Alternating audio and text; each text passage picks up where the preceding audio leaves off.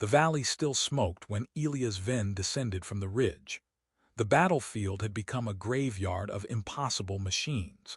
Human walkers lay folded in ash beside alien skimmers whose hulls shimmered like oil on black water. Elias moved among them, scanning for heat with a rescue wand that had belonged to his brother.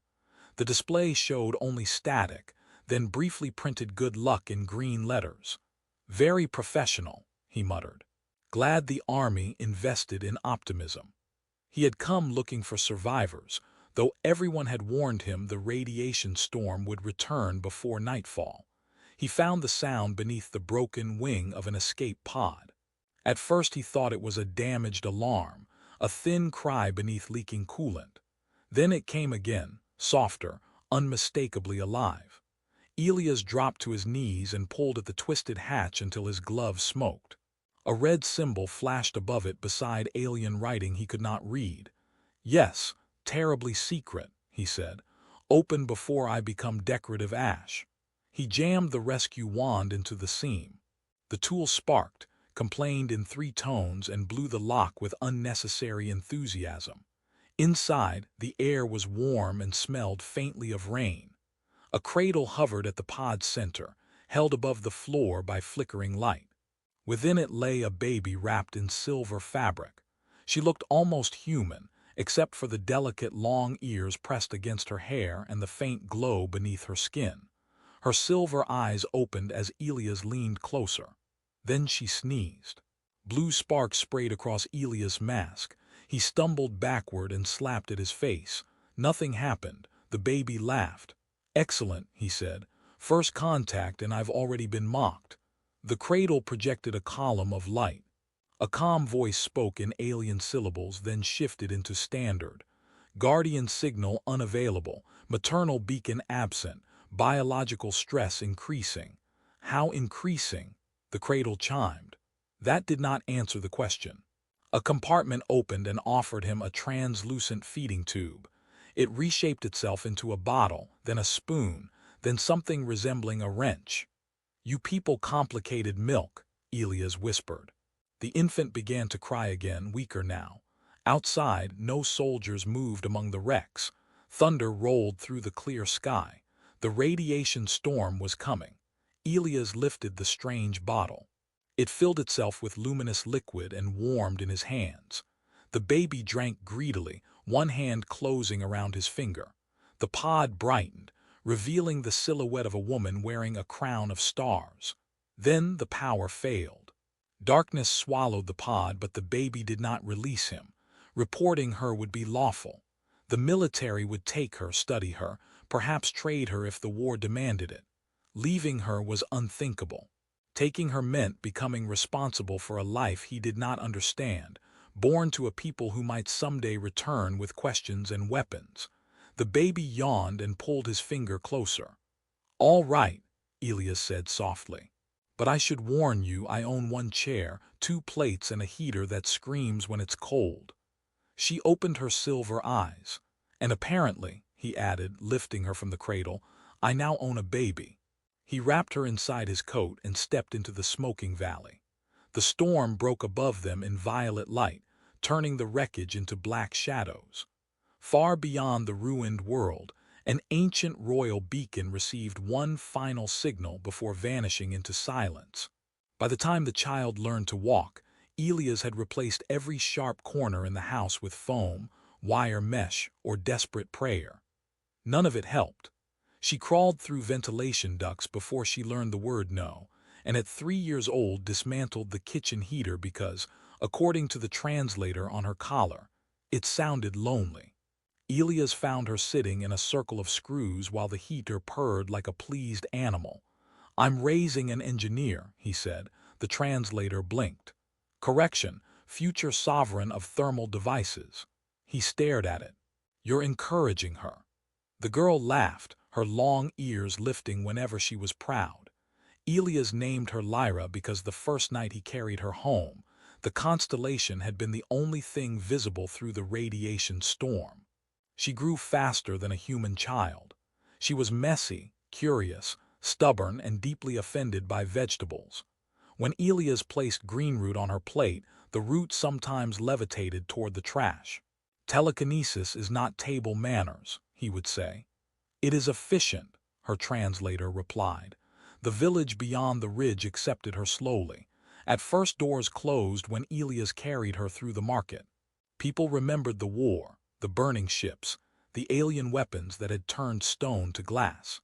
But fear became harder to maintain when Lyra offered flowers to strangers, repaired broken toys by touching them, and once made every lamp in the square sing the same badly tuned birthday song. Old Mara, who had lost 2 sons in the battle, was the first to kneel and let Lyra touch her scarred hand. "You're not the war," she whispered. Lyra did not understand but hugged her anyway. Years folded into one another. Elias taught her to read from star charts and old Earth novels. Lyra taught herself to understand machines by listening to the vibrations beneath their shells. She could wake dead batteries, calm malfunctioning drones, and once convinced a grain harvester to follow her home like a loyal metal dog. Elias spent 2 hours returning it while the machine honked mournfully. "You cannot adopt farm equipment," he told her. "We already have limited space." By her 10th year, Lyra appeared almost human except for luminous silver eyes, long ears, and faint threads of blue light beneath her skin whenever she was frightened or joyful. Her greatest fear was not being different. It was being sent away. She sometimes woke after dreaming of a golden room filled with figures in silver armor. A woman called for her from behind a wall of fire, but Lyra never saw her face. Elias always sat beside her until morning, pretending not to notice how tightly she held his sleeve. He had kept the escape pod hidden beneath the storage shed, though every year its systems pulsed once, as if checking whether the child still lived. On Lyra's 12th birthday, the pulse changed. A thin beam escaped through the roof and vanished into the night sky. Elias saw it from the kitchen window while Lyra argued with the oven over whether cake required heat. "It does," Elias said absently. The oven flashed, opinion noted. Far above the planet, an object tiny unfolded from orbit. Its lenses turned toward the village. Other hidden devices awakened beneath oceans, deserts, and ruined battlefields. They gathered images of Lyra laughing beside the man who had raised her, then transmitted a message beyond human space. The signal contained only 3 words in the old imperial language: "The heir survives." At 17, Lyra could reach every hiding place in the house. She had Elias' habit of speaking to broken machines, and none of his talent for pretending everything was fine. Most nights she stood beneath the violet moons, staring at stars she could name but did not understand. "They feel familiar," she told him. Elias leaned against the porch rail. "So does debt. That doesn't mean you should visit it." She smiled, but her long ears lowered. The dreams had become sharper. A golden palace above a blue gas giant. Soldiers kneeling in mirrored armor. A silver-haired woman reaching through smoke and calling a name Lyra could never remember. Each dream ended with a child crying in a burning ship. Lyra began sketching the palace walls from memory. Elias recognized the symbols. They matched the markings inside the escape pod. He had avoided the pod for 18 years, telling himself silence was safer than answers. But silence had begun answering on its own. Lamps flickered when Lyra passed. Old satellites changed orbit above their village. 3 nights earlier, every screen had displayed a crown-shaped symbol for 6 seconds. The technician blamed solar interference. Elias blamed the universe. They entered the storage shed before dawn. Beneath sacks of grain lay the sealed hatch. Lyra folded her arms. "You hid an alien spacecraft under vegetables." "Technically above vegetables, the potatoes are lower. That is your defense. It is the strongest one available." The pod waited underground, untouched by rust. When Lyra placed her hand against it, silver veins spread through the metal. The hatch opened, breathing warm air. Elias reached for her shoulder, but she stepped inside first. The cradle was still there, surrounded by dead panels. At its center rested a thumb-sized crystal. Lyra touched it. The pod awakened violently. Light flooded the chamber. Holographic stars burst across the walls, and a tall figure assembled from blue static. It wore robes and the severe face of an elderly alien man with long ears. "Emergency Guardian System restored," it announced. "Delay since maintenance, 17 years, 11 months, 29 days." Elias raised a hand. "Your instructions were not translated. They were engraved beside the activation panel." "I thought that said danger." "It said push." Lyra covered a laugh. The hologram turned toward her, and its irritation vanished. It bowed until its image flickered. "Princess Lyra Vale, primary heir of the astral throne, biological identity confirmed." The name struck her like a weapon. Images flashed behind her eyes. A woman singing beside a crystal window, tiny hands touching a jeweled crown, alarm screaming through a palace corridor. Lyra stumbled and Elias caught her. "No," she whispered. "My name is Lyra." "Both designations are valid," the intelligence replied. "One was given by blood, one was given by survival." A star map formed above them. Hundreds of points moved toward their system. "How long until they arrive?" Elias asked. "Imperial fleet velocity exceeds local military capability by a factor of 900. That was not the question. Estimated arrival, 4 days. Blue light beneath Lyra's skin brightened until the chamber glowed. "Who is coming?" The intelligence lowered its head. "The Imperial crown is coming for its lost daughter." Far beyond the moons, space folded like dark fabric. One by one, vast warships emerged from hyperspace, silent as winter, their hulls carrying the crown Lyra had seen in her dreams. The first warship appeared at noon, swallowing half the sky. It emerged without sound, a black crescent wrapped in blue fire, followed by another, then another, until the clouds were divided by hundreds of vessels arranged with impossible precision. Every alarm on Earth began at once. Defense satellites turned toward the fleet, city shields rose in pale domes, and Elias' kitchen toaster announced, "External threat detected," before burning his bread. "At least someone is maintaining standards," he muttered. Lyra stood outside the house, staring upward. The blue light beneath her skin had become bright enough to trace the veins in her hands. She looked 18 now, tall and graceful, almost entirely human except for her silver eyes and long ears trembling in the wind. Elias moved beside her, carrying an old plasma rifle that had not been fired since the war. "Does that work?" Lyra asked. "It worked once. When, before you learned to walk." She glanced at the cracked power cell. "So our defense plan is historical optimism." "Exactly. The fleet did not attack. Instead, narrow beams of white light descended into the field beyond the house. Soldiers appeared within them by the hundreds, their silver armor unfolding around their bodies like living metal. They formed perfect lines without a word, surrounding the village but never raising their weapons. Human aircraft circled high above, wisely keeping their distance. Then the largest ship opened. A platform of glass-like light lowered from its hull, carrying a woman beneath a floating canopy of stars. She looked human, though her long ears curved through waves of silver hair. Her face was beautiful in the severe way of statues carved for temples, and her emerald eyes held both command and exhaustion. A dark crown hovered above her head, rotating slowly, its points formed from miniature suns. Every alien soldier knelt. Lyra did not. The woman stepped from the platform, and for one fragile second her authority disappeared. Her lips parted. Her hand rose as though reaching toward something she had feared was gone forever. "Lyra," she whispered. Lyra's breath caught, but she moved closer to Elias instead. The queen saw it. Pain crossed her face so quickly that only Elias seemed to notice. An officer in golden armor approached and struck his fist against his chest. "Your Majesty, the heir has been located. Shall we secure her?" Elias raised the rifle. The weapon made a weak charging noise and displayed low battery. He looked down at it. "Not now." Lyra almost laughed, though fear had tightened her voice. "No one is securing anyone." The officer's helmet folded back, revealing a scarred face and long ears. "Princess, you have been missing for 18 cycles. I have been standing here for most of them." The queen lifted one hand, silencing him. She walked forward alone.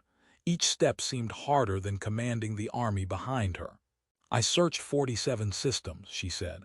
"I crossed dead sectors, bribed pirates, opened tombs, and executed 3 ministers who lied about your death." Elias cleared his throat. Family reunion stories on Earth usually begin with fewer executions. To his surprise, the queen looked at him. "Then Earth lacks imagination." Lyra's mouth twitched. The queen stopped several paces away. Up close she looked less like a conqueror and more like someone who had forgotten how to hope. "I am Queen Serapha Vale," she said softly. "I am your mother." Lyra's silver eyes filled, but she did not step forward. "He is my father." The words struck harder than any weapon. Murmurs moved through the soldiers. The golden-armored officer reached for his sword, but the queen turned so sharply that even the nearest drones retreated. "Lower your hand," she ordered. He obeyed at once. Serapha looked back at Elias. "Did you know who she was?" "No." "Did you know we would come?" "I hoped you wouldn't." "Why?" Elias met her gaze. "Because I knew she would look at you and wonder whether loving me was betrayal." Silence spread across the field. Even the warships seemed to wait. The queen's expression changed, not with anger but recognition. She turned to Lyra and removed the crown from above her head. It collapsed into a small ring of dark metal in her palm. Then the ruler of the astral throne knelt in the mud before the daughter she had crossed galaxies to find. "I will not take you by force," Serapha said, "but I ask permission to know you." Lyra looked at Elias. He wanted to tell her to refuse to stay to protect the life they understood. Instead, he nodded. Her fingers found his hand. With the other, she slowly reached toward the queen. Queen Serapha entered Elias' house without her crown, her guards, or any idea where to place her hands. She stood beneath the low ceiling as though the room were a puzzle designed by hostile architects. Lyra remained beside Elias, one hand still holding his, while the queen examined the worn table, the patched walls, and the collection of broken machines awaiting repair. "You raised the heir to the astral throne here?" she asked. Elias pulled out a chair. "Most of the time, she spent one summer living in the ventilation system." Lyra sighed. "I was 6. You refused to come down. You made soup. It was good soup." The chair adjusted beneath Serapha, responding to the field generated by her armor, then suddenly rose half a meter into the air. The queen remained perfectly composed. Elias reached under the table and struck the control box with his palm. The chair descended. "Royal furniture protocol," he explained. "Very advanced." Serapha looked at him for a long moment. "It is broken." "That is our local term for advanced." A faint sound escaped Lyra before she could stop it. It was not quite laughter, but it softened the room. Serapha's eyes turned toward her with such hunger that Lyra immediately looked away. The queen placed a small crystal on the table. Light unfolded from it, filling the walls with a memory. A palace corridor appeared around them, trembling under distant explosions. A younger Serapha ran through smoke with an infant against her chest. Her silver hair was burned short, and blood darkened one side of her face. "The palace fell during the Varic uprising," she said. "They wanted the throne and believed killing you would end our bloodline. In the memory, soldiers sealed a narrow escape pod." Serapha pressed her forehead to the infant's and whispered words too damaged for the recording to preserve. Then the pod launched moments before the corridor vanished in fire. Lyra stepped closer to the projection.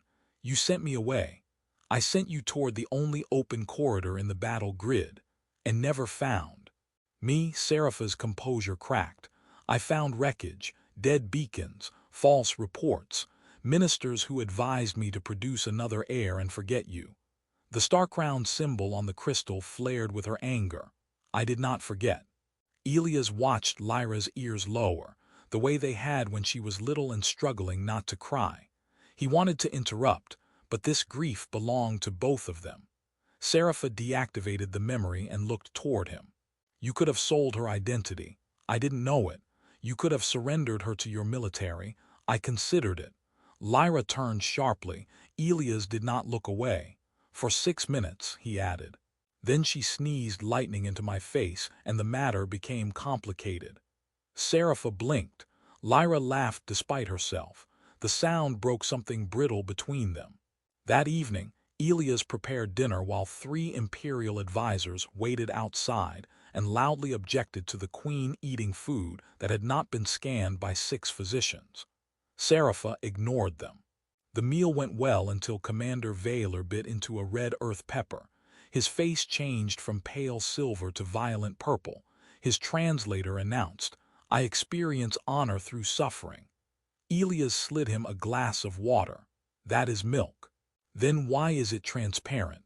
"Because I am poor." Lyra covered her mouth. Even Serapha smiled, though she tried to hide it behind her cup. Afterward, the advisors demanded Lyra return to the flagship before sunrise.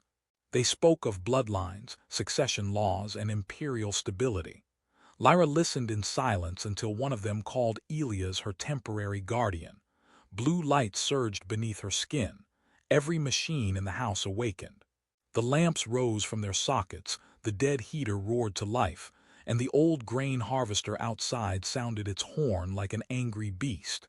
"He is not temporary," Lyra said. The advisors stepped back. Serapha did not. She studied her daughter, then turned to them. "Record the correction. Elias Venn is recognized as the man who preserved the imperial heir when the empire failed to do so." The eldest advisor paled. "Majesty, the court will resist." "The court resists furniture placement." She glanced at the floating chair. "It will survive." Later, when the house had grown quiet, Lyra stood between them in the doorway. "I don't know how to be your daughter," she told Serapha. The queen's answer came without command or ceremony. "Neither do I." Elias leaned against the frame. "Good. You can both fail at it slowly." Lyra took his hand, then, after a long hesitation, took Serapha's as well. Above the village, the imperial fleet remained motionless, while far beyond the system, hidden transmissions began carrying news that the lost princess had returned, and that she had chosen not one parent, but 2. The first assassination attempt arrived disguised as a diplomatic gift. It was a silver music box presented by an imperial envoy who smiled too often and bowed too deeply. The device began playing a gentle melody in Elias' kitchen, then unfolded 8 mechanical legs and fired a beam at Lyra's chest. She raised one hand instinctively. The beam stopped in the air, bent around her fingers, and struck the ceiling instead. A smoking hole appeared above the table. Elias stared upward. "I was planning to repair that eventually." Commander Vaylor crushed the machine beneath his armored boot. "This was an honor-killer drone. It ruined my roof. It was designed to erase royal bloodlines." Elias pointed at the falling dust, an apparently modest housing. Queen Serapha ordered the envoy arrested before the wreckage cooled, but the attack confirmed what her advisors had feared. News of Lyra's survival had divided the empire. Some worlds celebrated the lost princess. Others believed a girl raised by a human scavenger would weaken the throne. The extremist houses of Varick began broadcasting claims that Elias had corrupted her, that Earth intended to control the imperial crown, and that Lyra was an imitation grown from stolen blood. Lyra watched the messages in silence until every screen in the house flickered with blue fire. "They don't know me," she said. Serapha stood beside her in travel armor, silver hair braided tightly behind her long ears. "They do not need truth, they need fear." "Then we give them truth," Lyra replied. The queen looked toward the fleet above the village. "Truth requires surviving long enough to speak it." Earth's governments demanded the alien ships leave orbit. Imperial commanders refused while threats remained active. Human fighters shadowed royal patrols, each side waiting for one frightened pilot to make a mistake. Elias understood little about diplomacy, but he understood stubborn people with weapons. "Everyone needs to stop circling each other like suspicious dogs," he said during the emergency council. A human general glared at him. Do you have a strategic recommendation? Yes, snacks. Serapha closed her eyes briefly. He means negotiations. I also mean snacks. Lyra proposed a gathering in the valley where Elias had found her, with representatives from Earth and every major imperial house. It was neutral ground, scarred by both civilizations and owned by neither. Serapha objected. Valor objected louder. Elias objected quietly, which Lyra found more difficult to ignore. You could be killed, he told her. I could stay hidden forever and let everyone decide what I am. The light beneath her skin softened. You didn't raise me to hide. Elias wanted to argue, but she was right, and he disliked when his parenting was used against him. The summit began beneath hovering shield drones. Humans stood on one side of the glassed valley, aliens on the other. Lyra walked alone between them, dressed not in royal robes but in the simple dark coat Elias had given her years before. Serapha watched with pride and terror. Before Lyra reached the central platform, the ground opened. A buried Varic war engine rose from beneath the ash, enormous and insect-like, its weapon charging toward the human delegation. Panic shattered the formation. Lyra did not run. She extended both hands, and every machine in the valley answered. Human walkers awakened from museum transports. Imperial drones broke formation. The ancient wrecks beneath the soil pulsed with forgotten energy. Metal twisted around the war engine, trapping its legs. Its cannon fired, but Lyra redirected the blast into the sky, where it burst like a second sun. Elias, thrown behind a broken shield wall, shouted, "Could you do that when the heater breaks? The heater is more stubborn." She yelled back. Even Serapha laughed once before leading her guards into battle. The attackers were captured within minutes. Their leader, a Varic lord, screamed that Lyra belonged to neither world. She approached him through drifting ash. "That is where you are wrong," she said. "I belong to both." Then she turned to the watching armies. She spoke of the woman who had sent her into danger to save her life and the man who had found her and made that life worth living. She spoke of blood, choice, memory, and the foolish belief that love became smaller when shared.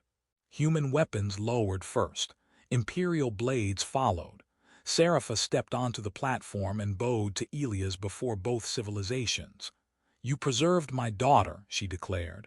"You preserved our future." Elias rubbed dust from his coat. "I mostly kept her fed." Lyra smiled, poorly. Above them, the fleets began separating from attack formation. For the first time since the ships arrived, the sky opened between them, revealing stars instead of weapons. Peace did not arrive with trumpets. It began with technicians arguing over docking protocols, diplomats complaining about translation delays, and Commander Valor discovering that Earth coffee was strong enough to make his armor vibrate. 3 weeks after the summit, the Imperial fleet no longer hung above the planet like a threat. Its warships had moved beyond the moons, leaving only medical vessels, research stations, and one enormous diplomatic cruiser that Elias privately called the Floating Argument.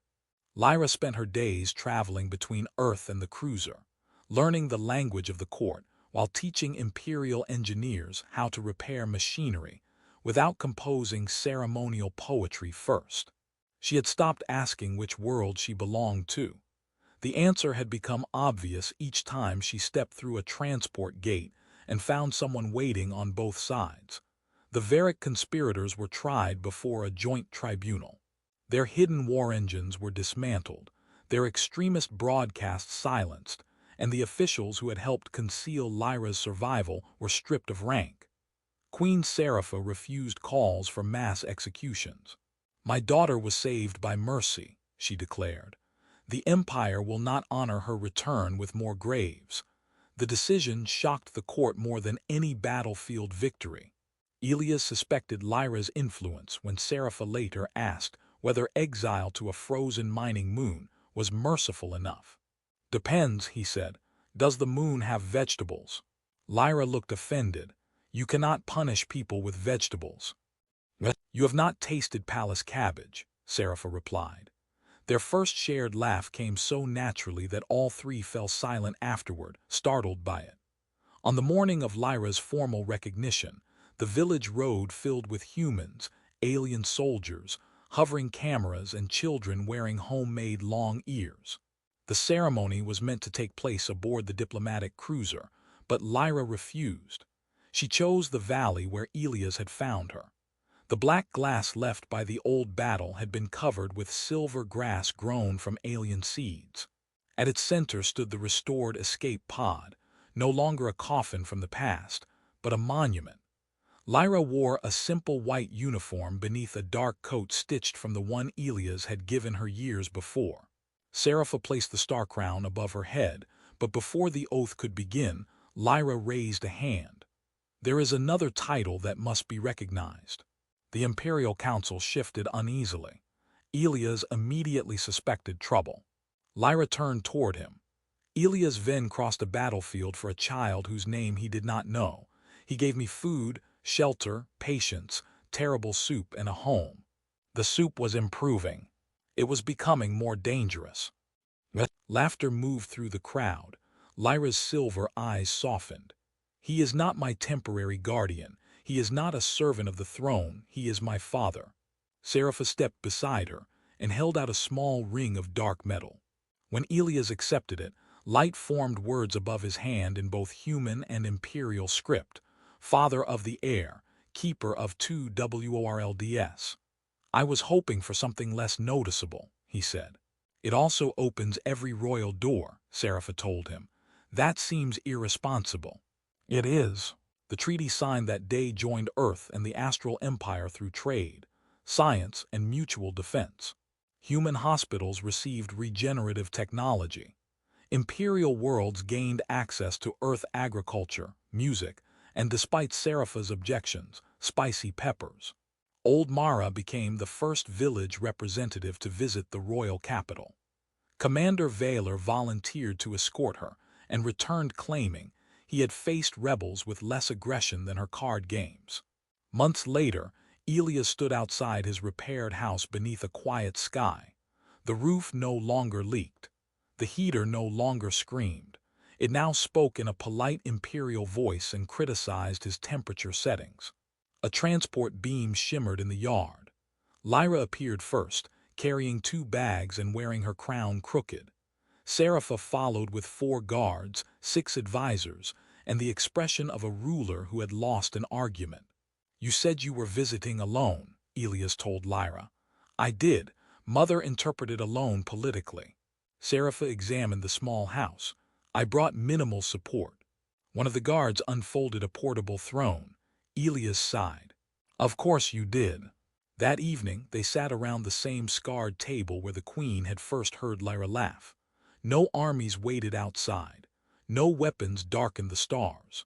Lyra listened while her 2 parents argued over whether she was eating enough, then leaned back with a smile. I used to think finding where I came from would mean losing where I belonged, she said. I was wrong. Elias looked at Serapha. The Queen looked toward the daughter she had found without taking away. Outside, the restored escape pod projected a constellation over the field. 1 star marked Earth. Another marked the Imperial capital. Between them glowed a new route, bright and permanent. Lyra pointed toward it. 2 homes. Elias nodded, twice the chores. Serapha lifted her cup. And twice the parents telling you to eat vegetables. Lyra groaned as their laughter rose into the night, beneath a sky that no longer separated worlds, but connected them.